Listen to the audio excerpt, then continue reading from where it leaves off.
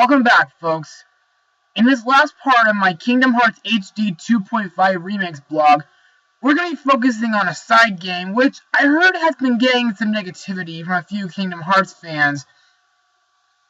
But its main purpose is to answer some questions that were lost for a while. In Light Chain Memories, it takes place in one main world, but it's not Castle Oblivion this time. Instead, it's in a place called the Datascape. So, is this game as bad as folks say it is, or does it deserve a pat on the back? Well, let's find out, shall we? Released for the Nintendo DS in Japan on October 7th, 2010, and in North America on January 11th, 2011, the game is Kingdom Hearts Recoded. So, let's get started with the story of this game.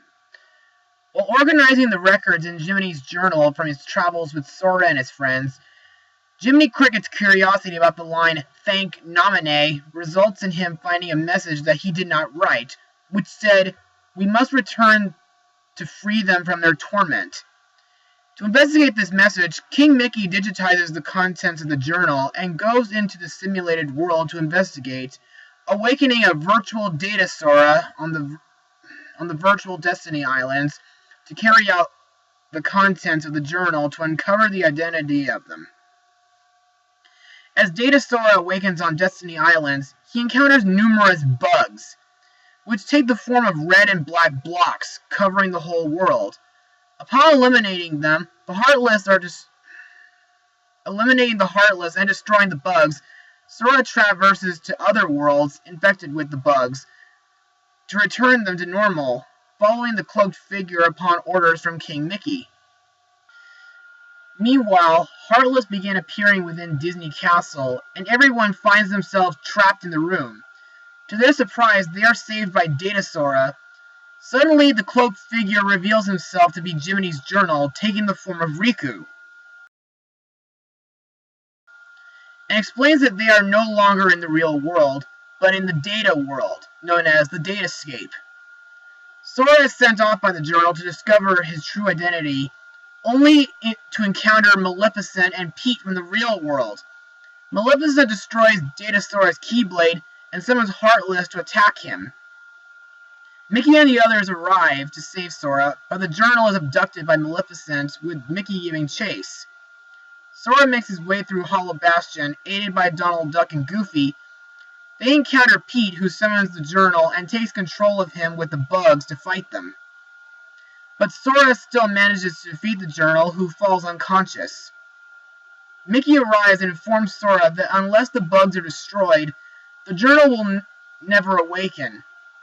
Sora decides to find a way to awaken the journal and enter Riku's data world, losing his abilities in the process.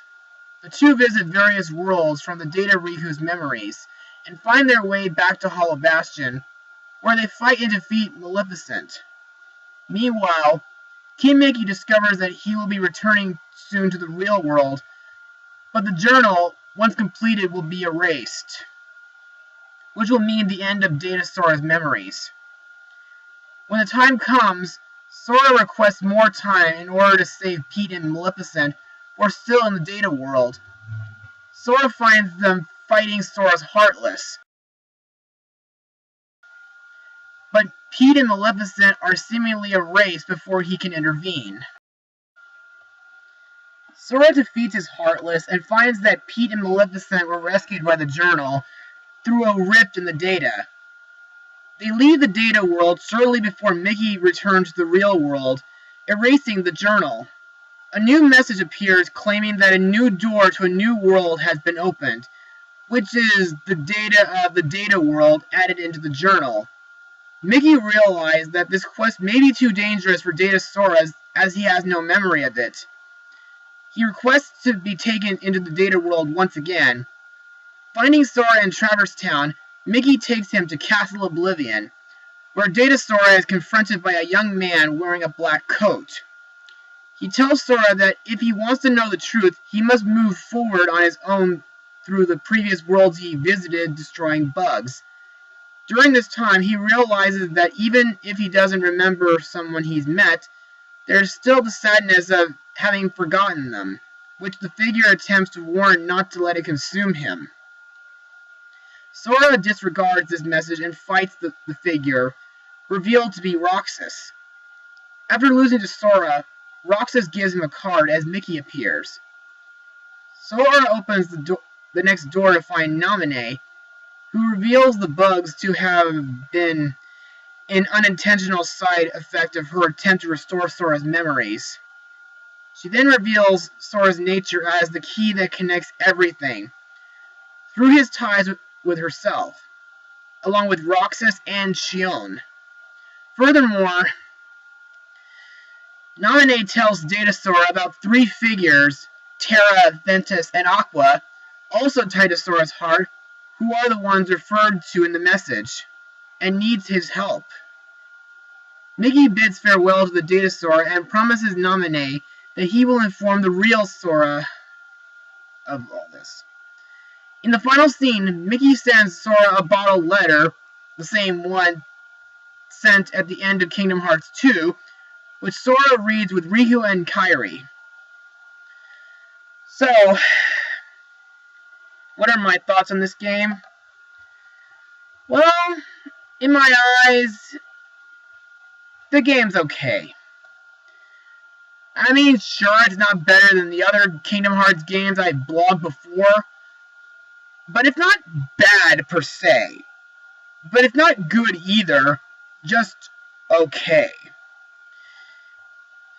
Now, to be honest, I didn't think too much about the game when it was first advertised. I mean, years ago, it was released on the mobile phone, and it was split into 8 different parts. And that made me feel kind of meh about it. And I was mostly excited about Birth by Sleep back then, but when it got released for the DS, it seemed a little bit better. But now let's talk about the gameplay of it.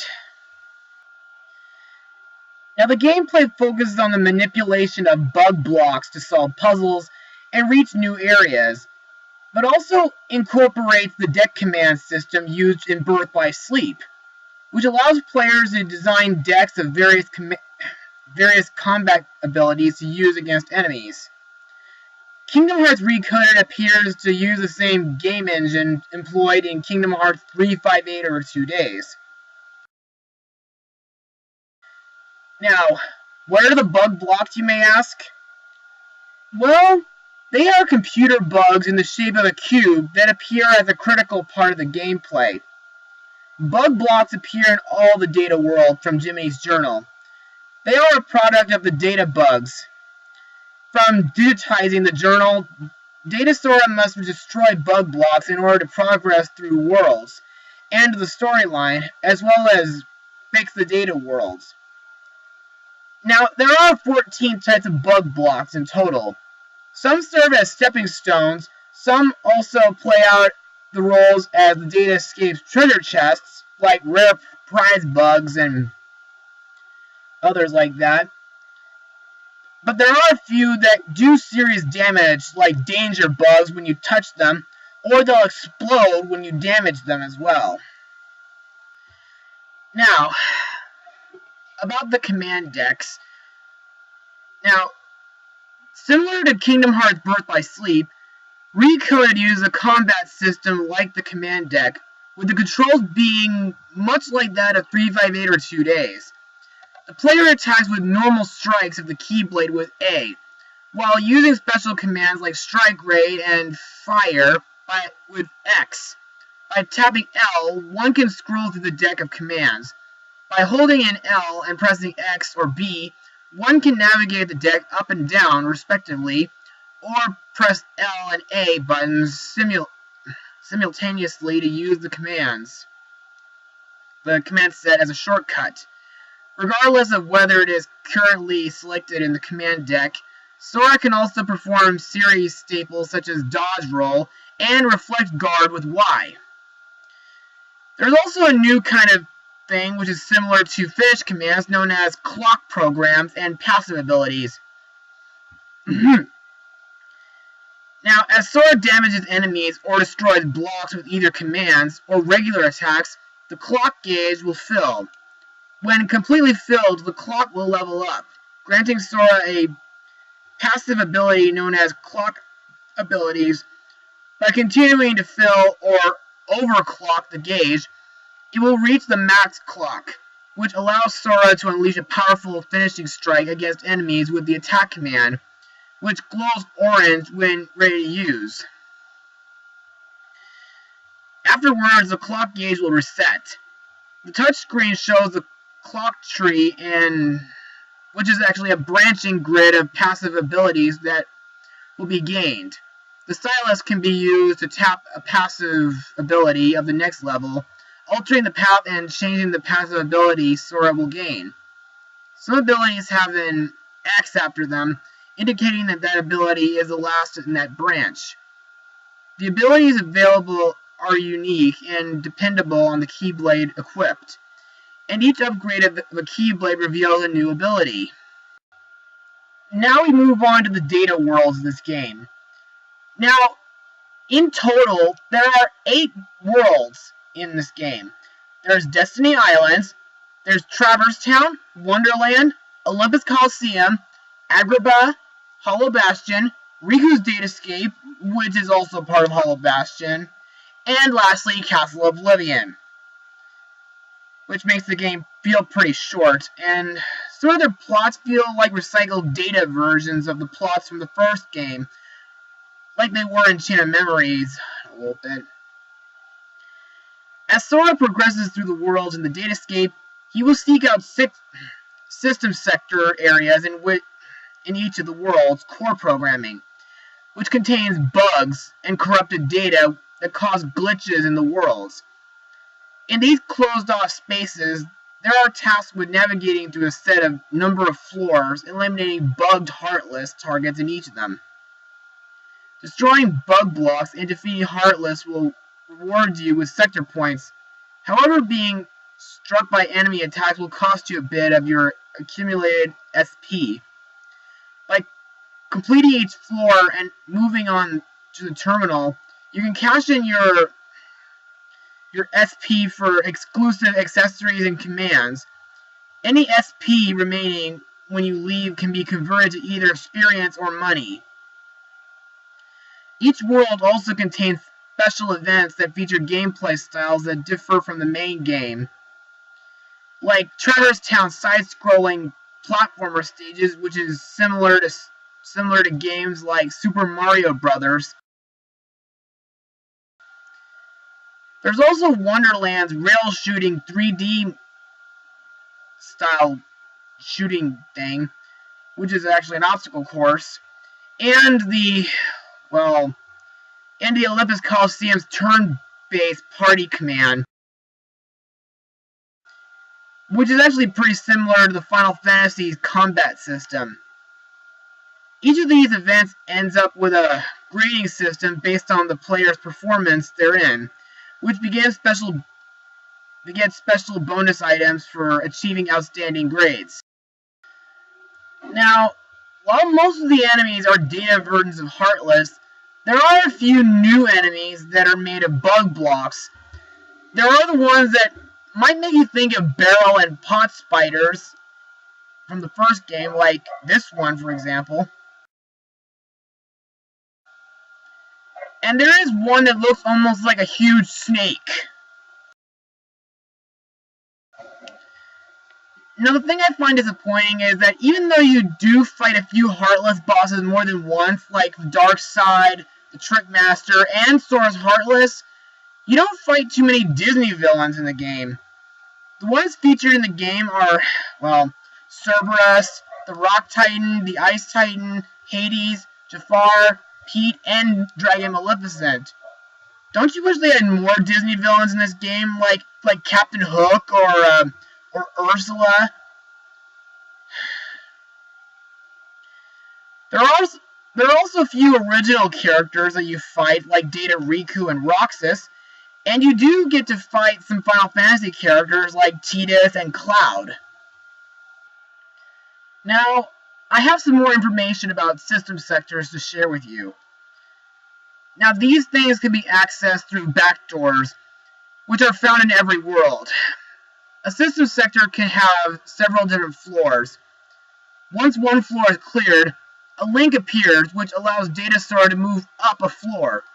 Eventually, a terminal will open, allowing Sora to leave the system sector altogether. Inside each system sector resides bugs. If a section of the sector is colored red, like in this picture here,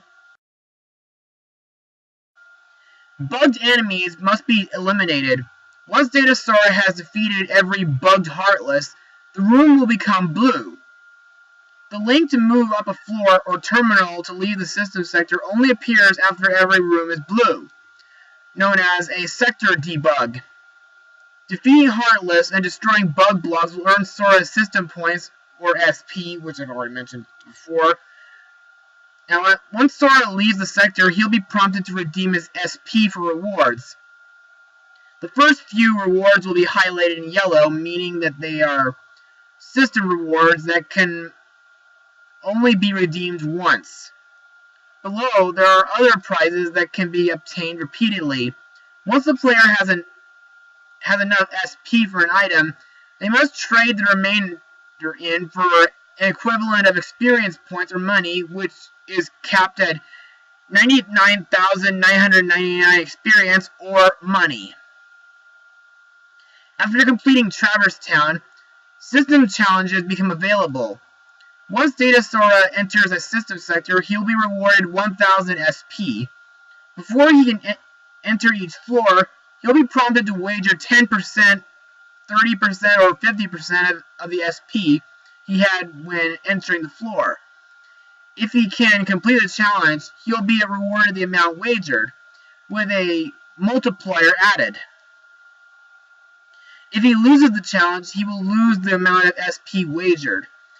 If the player runs out of HP during a challenge, they will lose a large majority of their SP.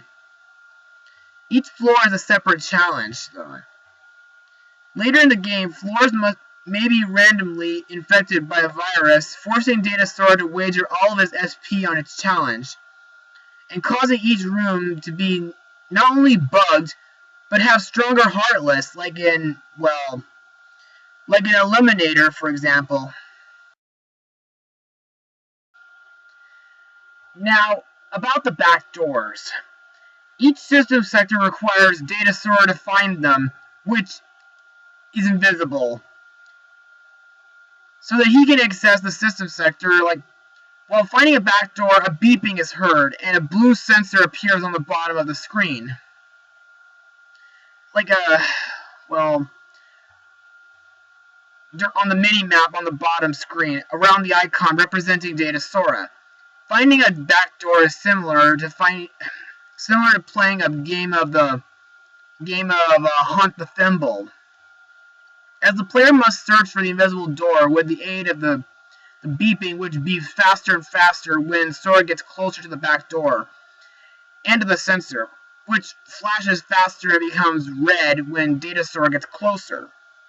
When Data Sora is very close to the back door, the invisible door is locked on, and the player must examine it to open the door, making it visible. Leveling up Scan allows Data Sora to detect more back doors and system sectors. Also in this game, there aren't that many characters that get to help you in battle. However, on Destiny Islands, Tidus, Waka, and Selphie do guide you towards the data corruption source. In Traverse Town, Huey, Dewey, and Louie give you a shiny fragment of an incomplete Keyblade. In Wonderland, the Cheshire Cat gives you a hint of what your goal is, which is finding Inklings, which are, a piece of Alice or another Wonderland character's memory, while Alice takes you to the keyhole afterwards. In Olympus Coliseum, you do get partnered with Hercules and Cloud while going through the labyrinth. And, Genie, voiced by Jim Meskiman, gets to help you through Jafar's traps in the Cave of Wonders. Donald Duck and Goofy get to help you in Hollow Bastion while you don't have your Keyblade, And lastly, Mickey gets to help you while you're fighting Sora's Heartless. And now let's talk about the Matrix system. Now, Coded makes use of a unique system for character growth by using a few subcategories of what is known as a matrix. Each matrix deals with an aspect of Sora's character development and status. The stat matrix handles Sora's level growth and abilities. Similar to Final Fantasy X Sphere Grid, you do progress on a line of circuitry within the matrix, whose paths are segmented into blocks. Throughout Sora's quest, he'll receive panels like strength ups or magic ups that can be placed in those blocks, amplifying the applicable stats, and progressing further through the matrix. At each level up, you will also gain a level up panel similar to Kingdom Hearts 358 over 2 days, which will grant Sora a boost to all his stats. Scattered all throughout the matrix are ability panels, which, when the line of active circuitry connects to one, you will gain abilities like Scan, Combo Plus, and Dodge Roll. Extra slots for your command deck and more accessory slots are also acquired through the stat matrix. As you progress through the game, the matrix will expand, offering branching paths of circuitry to follow, sometimes with beneficial abilities at their ends. If you place panels between two CPUs, it will activate dual processing, which will double the power of those panels. Doubled. It should be noted that any panels placed onto the matrix cannot be removed, which I find isn't fair. But they can be replaced with another chip, as long as it's an empty circuit is lit up. You can place a panel in it, even if it's not a part of the previously expanded circuitry path. Also, the difficulty setting can be adjusted between beginner, standard, proud, and critical at any time from the stat matrix as well.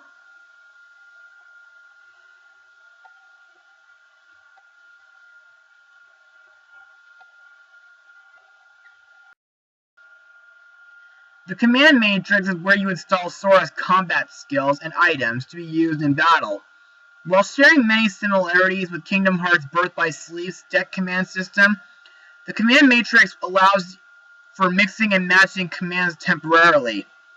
By installing a command, you can then supplement it with another skill, producing various effects, such as changing a command into its fire-type version by combining it with a fire command. When the commands have gained enough experience, they can be permanently fused, allowing the resulting command to increase to a higher level and subsequently be used in further conversions. The command matrix also has a memory capacity, which restricts the creation of a deck comprised of higher power commands. At the beginning of the game, Sora starts off with 3 command slots, but gains more as you progress through certain circuitry in the stat matrix. The gear matrix handles Sora's equipment, split into Keyblade and accessory. Throughout the game, Sora will gain new Keyblades that change the passive abilities he gets through the overclock program leveling systems. By continuing to use the same Keyblade, its level will increase, unlocking more of the abilities to access from different branches. When the clock gauge is filled to the max level of each branch, the attack command will change to a finish as set in the Keyblade section. Most finish commands can be obtained by exchanging SP in certain system areas, while others can be obtained by breaking rare prize blocks or buying from the Moogle shops. Accessories are equipped in a similar fashion like the rest of the series, with each granting special bonuses to HP percentage or resistance to certain elements or other benefits. More accessory slots can be acquired through progression on the stat matrix. There are also trophy chips that you do earn while playing this, and to be honest, most of them are hard to earn, but if you do manage to win 20 of them, you unlock a cutscene that involves Mickey talking to Master Yen Sid about Xehanort's return, which foreshadows the events of Kingdom Hearts 3D. Also, Kingdom Hearts Recoded is featured in the form of over 3 hours of fully voiced, high-definition cutscenes. In addition, it includes character reports. Unlike III.5 over 2 days, Coded features cutscenes from the Disney worlds, as well as battle scenes and narration by Mickey Mouse. Cutscenes have been added so players can understand the Kingdom Hearts series, including one that connects to Kingdom Hearts Key, which isn't canon with the franchise, I believe. An additional secret ending titled Destiny has been added to connect to the events of Kingdom Hearts 3D, while the entire soundtrack of Kingdom Hearts 2 Final Mix and a few pieces of Birth by Sleep Final Mix were reorchestrated for Kingdom Hearts 2.5 HD Remix. Coded does not feature the remade soundtracks of either games.